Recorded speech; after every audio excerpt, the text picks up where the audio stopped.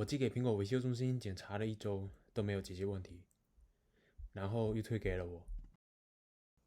最后查了些 iFixit 的 X 光的图，看到转轴的铰链就在左右上角，感觉我自己能行，加一点自行车链条润滑油就能解决。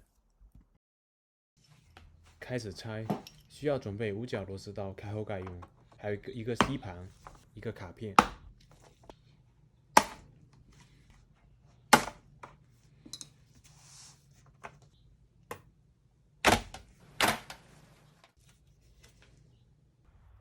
顶部的扣具要用力才能拉出来，有4个扣子，中间要吸盘吸出来，旁边用卡片划开。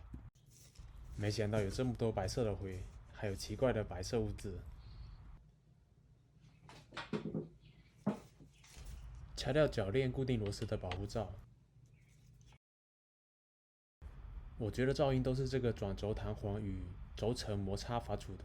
在这里加润滑油，保险起见，周围的轴承也加一点。最后清理一下内部灰尘，盖上，完事。还是可以保修的，苹果对于这种程度的拆机是不影响的。我以前自己拆开换过电池，还能送给苹果保修，换了一个锡面，包括键盘跟电池。完美。之前可能是润滑油干了，现在奇怪的阻尼没有了。